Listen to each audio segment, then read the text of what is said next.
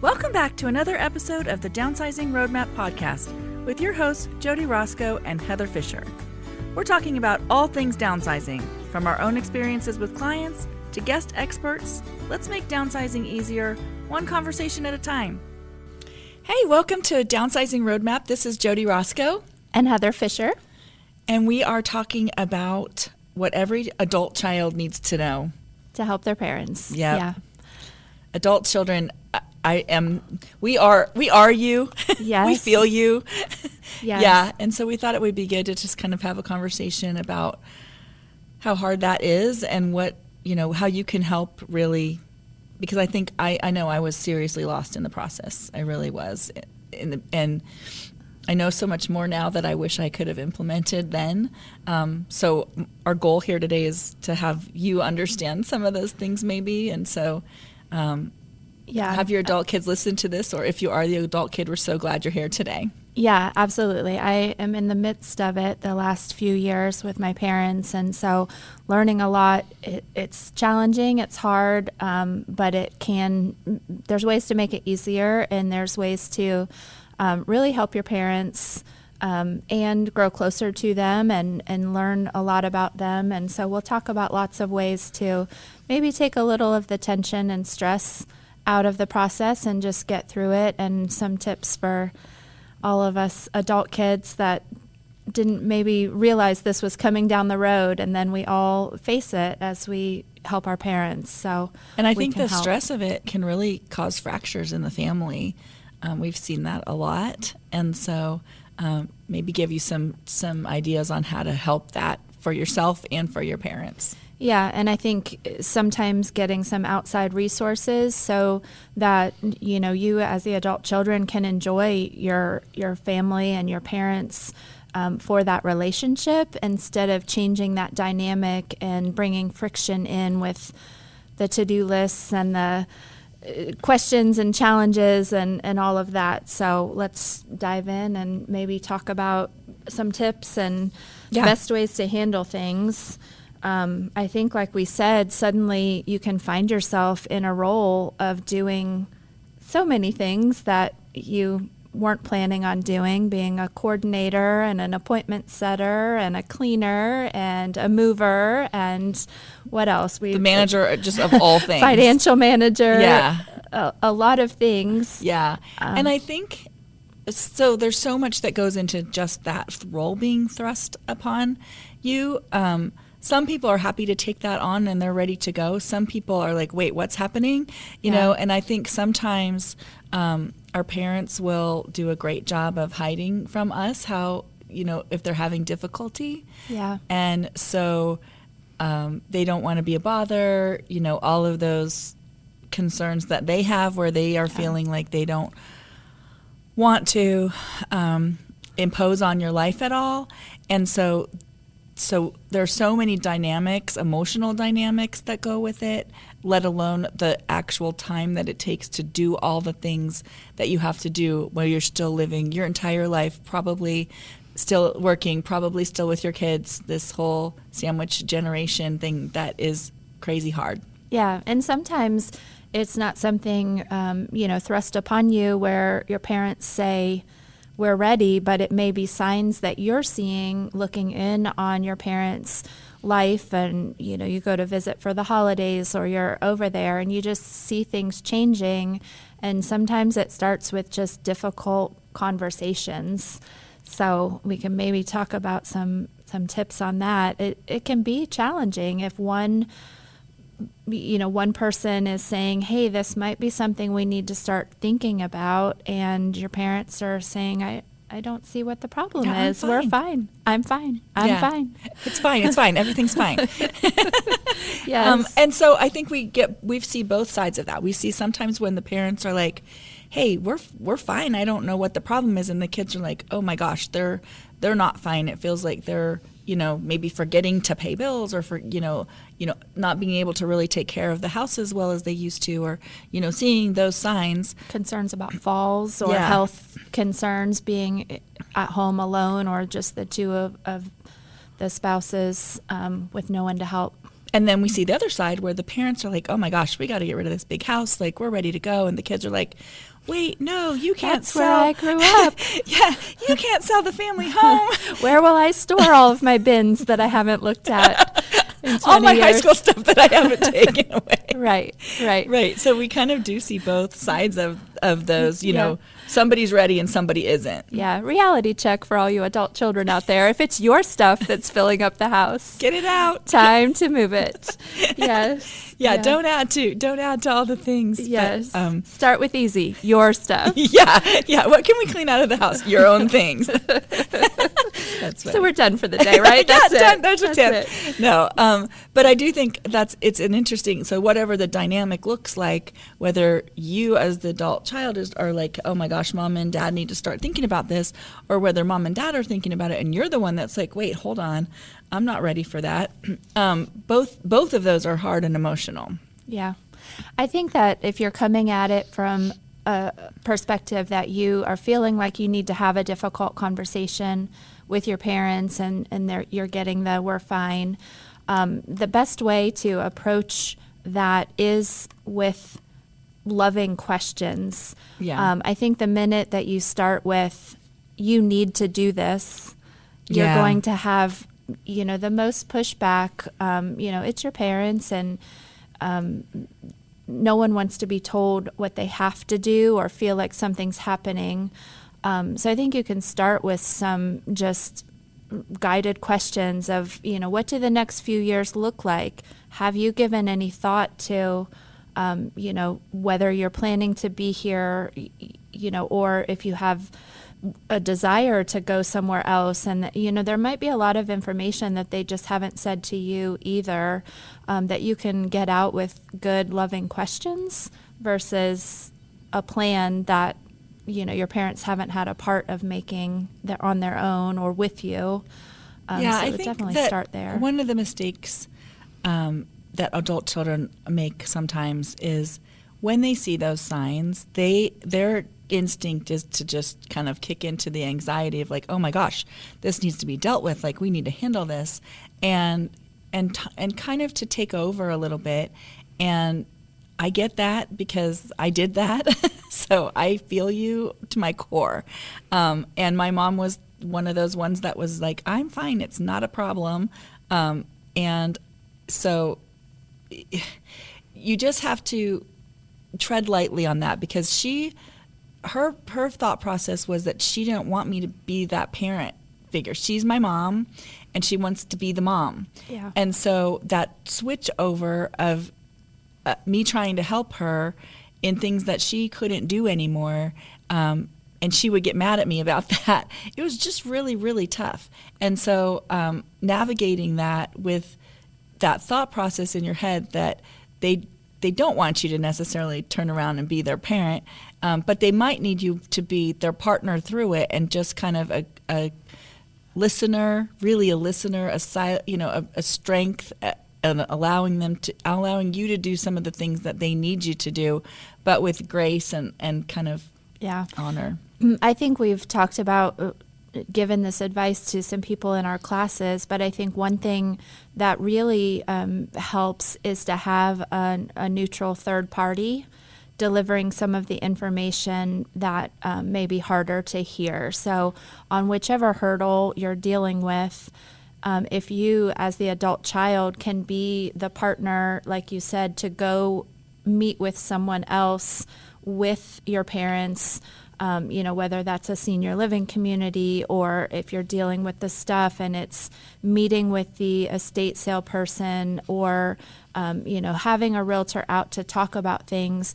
If you can just be that partner and make the time in your schedule to go and not make it rushed, and maybe be that person to go over the information again if it's a lot.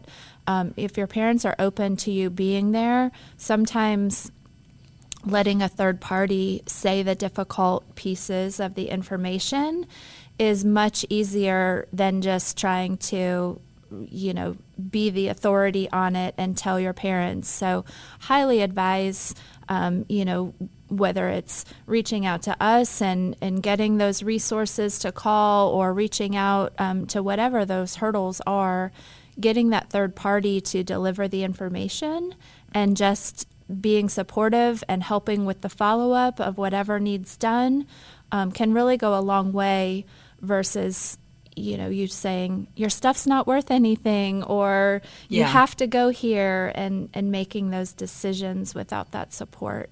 Yeah, I fully agree. You don't need to be the bad guy. You can let somebody else be the bad guy, even if you know that that's what's the case.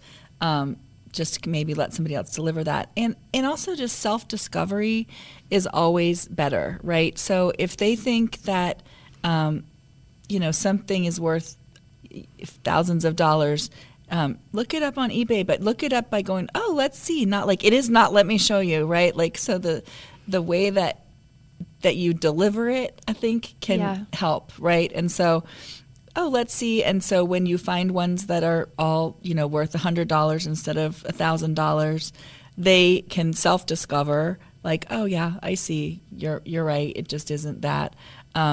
So I think that sometimes we forget in that it's very anxiety, there's so much anxiety and fear and sadness and all kinds of things around it, depending on what's happening.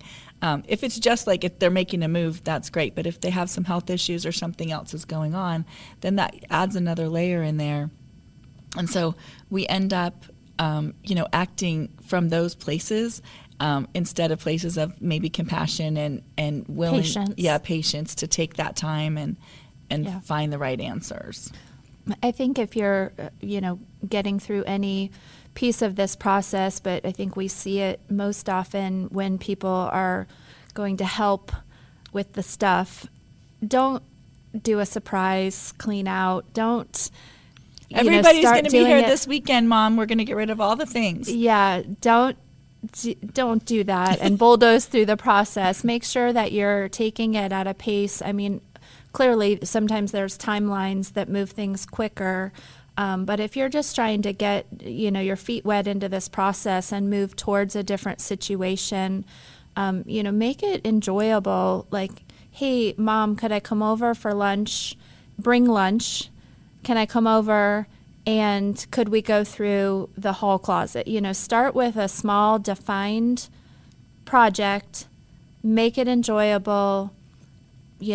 Bring some food, don't add a burden onto that, and just enjoy that time, get it done, and then move on, till the next time. And don't just be like, I have the energy to clean your entire house, and, recognize that decision fatigue for your parents as well, because yours might be, you don't have the same emotional attachment, so you're ready to keep throwing things in the dumpster and, learn to recognize when enough is enough for one day, for sure, and don't bulldoze through it. For most people, that's like 2 to 3 hours. Mm-hmm. And after that, they just kind of get overwhelmed and they start keeping things that they don't need to keep. I think you'll find that even if you're cleaning out your own clothes closet or your own house, just in the regular way of cleaning things and moving things out. If you're not doing that, start doing that. That's where we get in. That's where we get into all this stuff, anyways, in the first place. But in your regular clean out of your closet or whatever, you get tired, and then you just end up just keeping things that you might not even want to. So your parents will do that too, and they'll start. If you feel like they're starting to keep things like a little bit irrationally, or like, oh my gosh, why would they even want that gum wrapper? Then it's time to stop for the day. And I think that the thing is that we've talked about in other podcasts is that the stuff is really just stuff. It's the memories around the stuff that matters. And so it's not that your parents are so against letting go of the stuff. They're against letting go of those memories, or concerned about that those memories will be gone, or that they, will feel adrift without the things that anchor them to those memories. And so when you tell the stories around those things, and now they've passed that story on to you, and if you can just quietly listen and enjoy learning about their life or their past or whatever that is, then they can let those things go easier because now that story has been passed on. And so I think that as adult kids too, we will be surprised on how much we gain from hearing those stories. I know you've mentioned you wish you had more stories when you lost your mom and your grandma so close together, and stories from that side of the family were lost. And I know I've treasured stories I've gotten from my mom the last few years when we did a memory book and all of that, and it's really enjoyable when you can learn about your parents' life outside of you and how it relates to you and all of that. So don't speed past those things that will be of value to you, to have those memories and those stories, and the memory of a pleasant afternoon spent with dedicated time with your parents, learning about their life can be worth so much more than how much you got into the dumpster. And just do that. So I think too, if you are, have a little bit more time and you're just helping them slowly, that there are some things that we'll call it homework for the adult kids, but there are some things that you can probably do a lot easier and faster than your parents, like scanning photos or sorting piles of paperwork into categories, not necessarily making the decisions on things. But if you have any, more technology sense than your parents or whatever, volunteer to take a box of photos and scan them and load them all onto a digital the digital photo frame, and then return that with the box and say, now are you ready to let go of some of these? But have it be a finished, don't drop off a digital photo frame and say, this is what you should do. That's just hard. And, so take on some of those projects that you can do at your own house on your own time and bring it back as a gift, or, just have it be done. Don't necessarily set yourself up for trying to teach that technology to your parents or expect them to do it and be frustrated when it doesn't happen. I think you can do some of it. And for photos, if you don't have the time or technology to do that, we have people who can do that. And so you can take that project on by taking it, having somebody do that, getting it back to them, just managing the project. So either way, doing it yourself or managing that project, but taking little pieces and doing that. So I think for me personally, for many, many, many years, you would get to a point with your parents when birthdays and Christmases come up and you don't know, like, what else am I going to get them? They have everything they need and all of that definitely looking down the road to little service things like that you can gift, a house cleaner, a session with a house cleaner, or a home organizer. We know some wonderful people who could help with some of the sorting and things like that. And those are wonderful things to give as a gift if you're just, unsure. They don't need another sweater. They don't need another,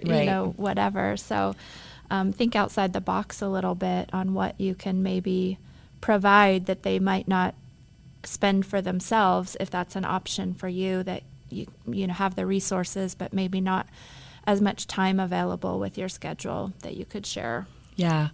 I think the key too is when you're doing that, when you're going through things with your parents and they say they want to keep it, then try to pull out what the story is about it, right? So not like, oh my gosh, this is junk, like you don't need to keep it, which is what, I might think in my mind when I'm looking at something that they're holding. And not everything was. I mean, my mom had some beautiful things, but why, why did they want, and then give yourself that gift of the time to listen to the story about that thing. And sometimes they won't be able to have a story. They don't know why they're keeping it. And so that's also that self-realization, or like coming to that to themselves. If they don't have a good story around it, then they're like, oh yeah, I guess I don't Really need that thing. So, and sometimes you really learn interesting things about your parents or whoever it is that you're helping with this process, like really interesting things about their lives that you don't know, and that art item brought up for them. Yeah, I think, like I said, we had we gave my mom like a memory book as a gift, and it's such a different experience to hear about things. What do you mean a memory book? We used a company. I mean, there's many of them out there where it gave like question prompts. So, I mean, there's the one we did, she got an email with question prompts. Yeah. And there are books you can buy that have question prompts, and you just write on the pages.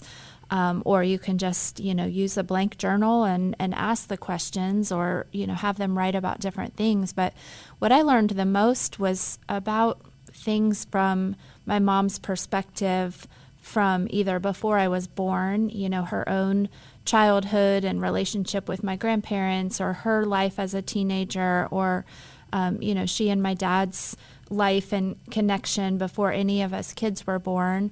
And that's, super interesting, and things that I would never, if it wasn't asked there, I don't sit around when I call her on the phone, just to check in. What was life like when you were 6? Yeah. And so it's a lot of questions that you don't think to ask, because as an adult, you're mainly talking with your parents about the logistics of things, right? Either what's going on with your own kids, how was doctor's appointments? What time are you coming for Christmas dinner? Yeah. What am I assigned for Thanksgiving? Yeah, all of those things. And you don't really dive deep into their stories. Yeah. And so I highly recommend any kind of a book or a service that does that, because those stories can come out and you will treasure that. But I think it is the stories. And I think having those prompts, I mean, honestly, that would be an amazing gift. I wish my mom would have just done that for me. I didn't give it to her, but I wish she would have just done that for me as a gift. So if you're thinking about gifts for your kids, that would be a great thing. Sign yourself up for that, or get one of those places that send you emails, or get a book and just write your stories. Or if you really love cooking, write your recipes, or whatever that is that you feel like is the essence of you, of that legacy that you want to leave. Put that down somewhere, so that is the gift to me. Yeah. And some of the things are amazing, but your kids aren't going to be able to keep all the things. And as the kids, we know you don't want all the things. Yeah. But you do want to know your parents better. I think everybody, would like to know those unknown stories that every once in a while, Mark and I will be talking, and we'll tell a story to the kids, just something that happened. They're like, "Are you kidding me?" Like, and it's just like, that's, first of all, they never thought we, had a life before they were born. Of course not. So day one, you arrived. Right. Yeah. And it must have been so boring before them. Yes. We did nothing. But I love that, to be able to surprise them sometimes about, like, wait, you've been where, or you've done what? And so if you can learn that about your parents, and so I think what we're trying to say today is start that process really early. Even if your parents aren't thinking about moving yet, then start the process of going through some of their things, helping them get that stuff in order, so that it's not something that's weighing on them, but also it can be an amazing experience for all of you. And if you have the time to do it, because when you get into a crisis situation, you don't have time to listen to the stories. And that's kind of where I got to the place where nobody had time for that and energy for that. And so we missed out on that part. So if you start early, even if there's nothing wrong, even if you're just, way out, they're thinking about downsizing to a condo, or, they just, whatever, help them go through their stuff if they want you to, and find out the stories of their life, because I think that is a gift that you'll always remember. I think too, if you're doing that, if you are doing it for yourself, or you're the kid and you're doing that, anytime you can kind of tuck a note or a sticker or something along with the things that are important, there are things my mom's told me about, and then I'm like, shoot, I forgot. So when someone's telling you those stories, make note of, oh, that china set came from this person, and how are they related to me in the family tree, and make note of that, because if that story's gone, It's just china. It's just gone, and you don't know. So I know I'm thankful my mom went through jewelry from different parts of our family, and she has it all labeled as to whose it was, and why she has it, and I learned new things about pieces that I'd seen for years but didn't know, and I'm thankful that I know that that's there and it's labeled, and I don't have to remember all of it in the moment. Yeah. So if family dynamics can also be a little crazy with siblings, because I was an only child, which is a different problem because you don't have anybody to bounce stuff off of, but siblings, you have brothers and sisters, and Yeah. We've seen in many of the people that we've worked with, sometimes they're all on the same page, and that's amazing, and sometimes they're not on the same page at all.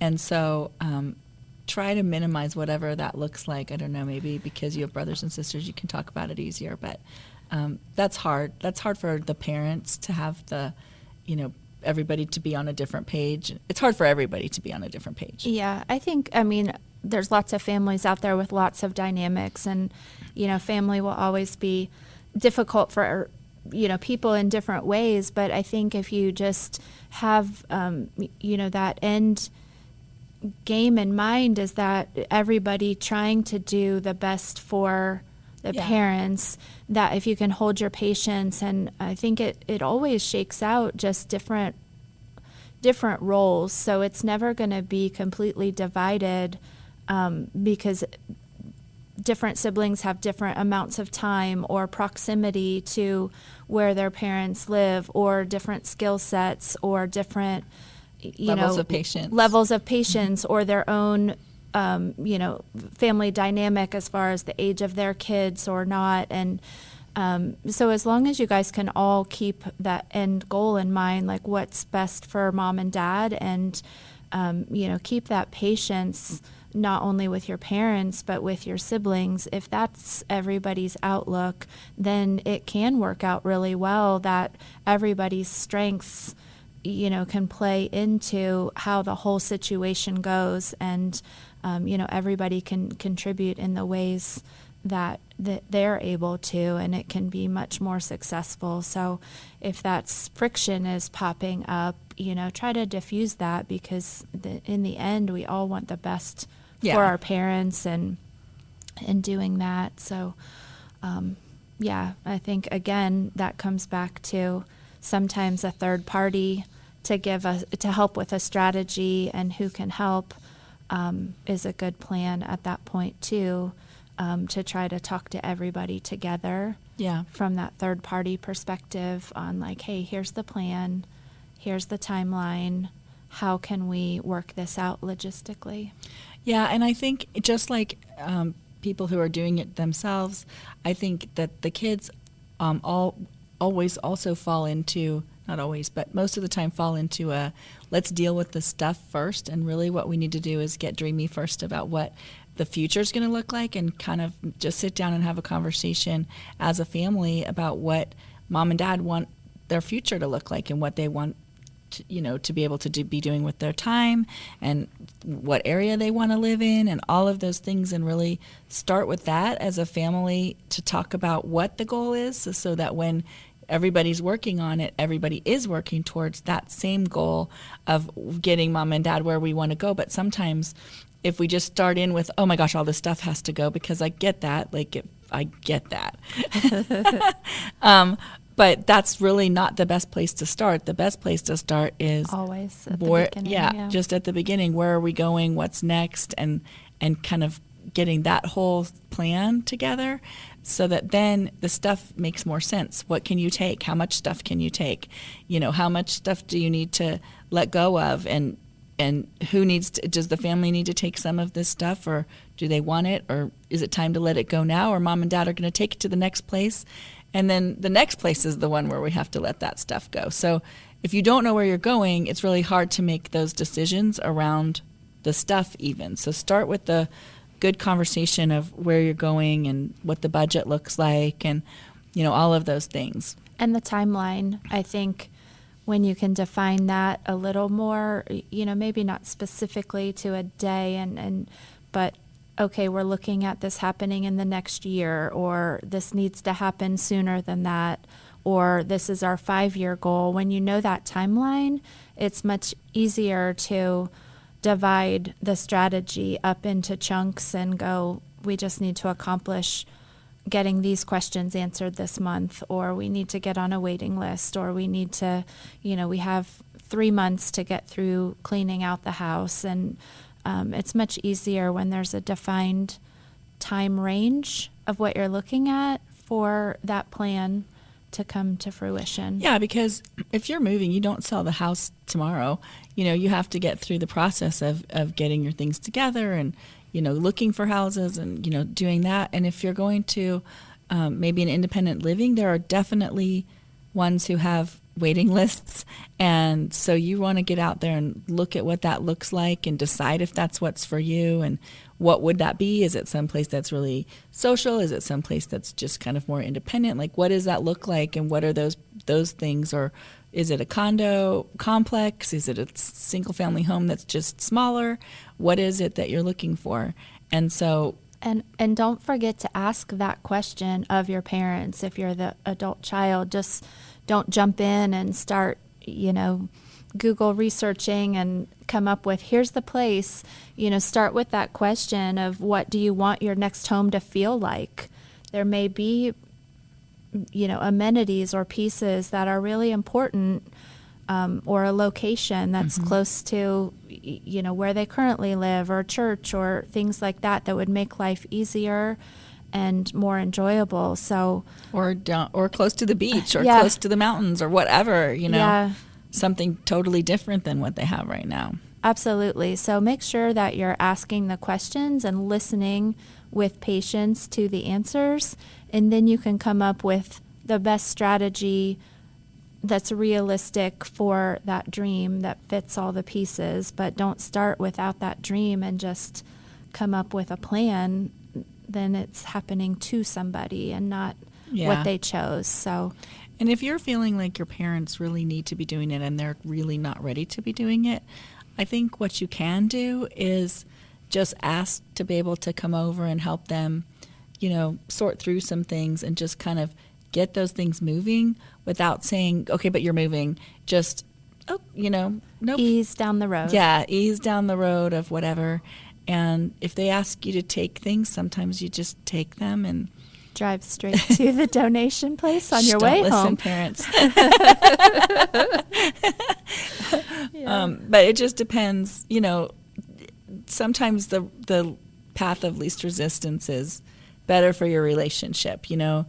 Even if you know that that's what's right and what needs to happen, sometimes taking that path of least resistance for a little while, while still, helping them move forward in ways, again, listening to their stories and doing that kind of stuff. And celebrate the small wins. Don't immediately end one small project with, well, it's going to take forever if we go at this pace. Celebrate what you did get done, or what they did. If they, next time you talk to them, say, I cleaned out this or that, or I went through that box. Just celebrate that, and that's enough for that day. Don't steamroll it with, well, that's not enough. It's not fast enough. Which is honestly how I felt so often. And so I'm just trying to give you that bird, like from behind, like, when you look back and you see what it looks like, it felt like, oh my gosh, let's just get on with it. And I think that we're, all living in a place in our life where things are moving fast and the kids are doing things and everything's moving fast. And we forget that they're living in a kind of different time time zone, Yeah. or zone's not the right word, but their time is different than ours. Like it's a slower paced life. It's not like ours. And so we kind of come in like steamrollers because we're just going to get that stuff done. Like, right. We got to get to soccer. We got to get to whatever. We got to get dinner on the table, and I have 2 hours to do this, Mom. And you just I got to get this done. And they're just like, whoa, and so our lives are in different places. And sometimes we have to step back and go slower with them. And I get that that's hard, but that's what needs to happen. Absolutely. Absolutely. Doing it the other way is the quickest way to not ever be invited back to go through anything again, because it will feel very startling and abrupt to the person. Yeah, you can't, as much as you want to, and that their taxes from 1972 are not anything that they need, you can't go take them, without their, being okay with it. So. Yeah. And I think that it's okay to be honest as well when it's hard on you. Yeah.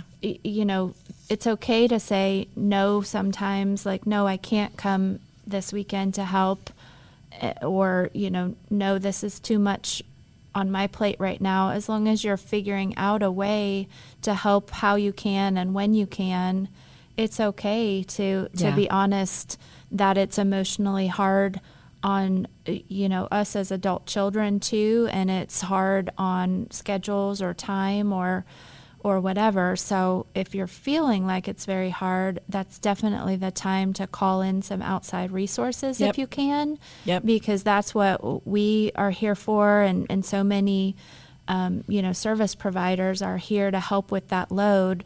But you have to recognize when that's okay to call in reinforcements and make it easier.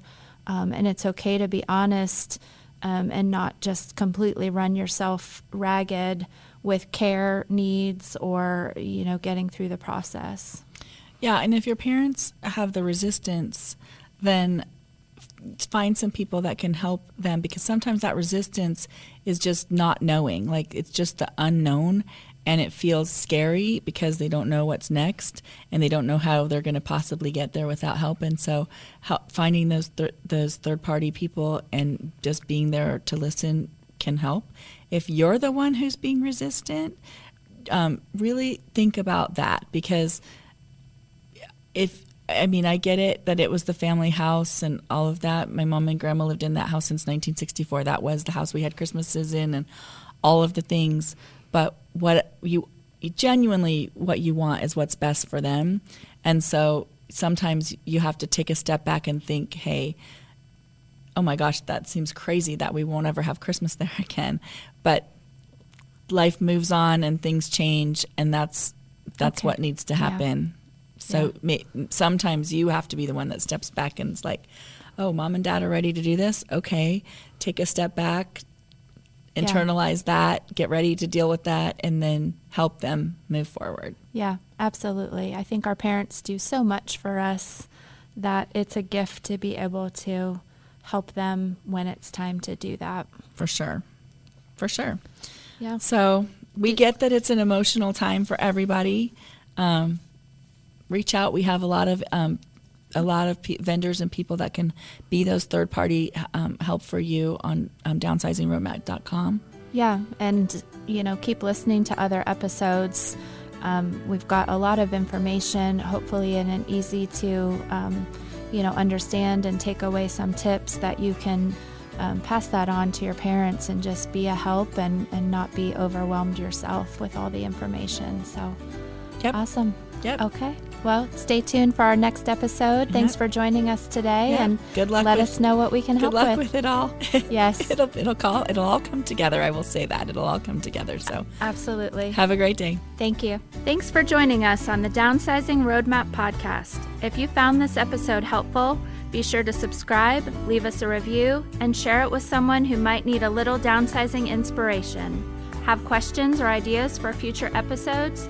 Reach out to us on our website, www.downsizingroadmap.com. Until next time, let's keep simplifying and moving forward.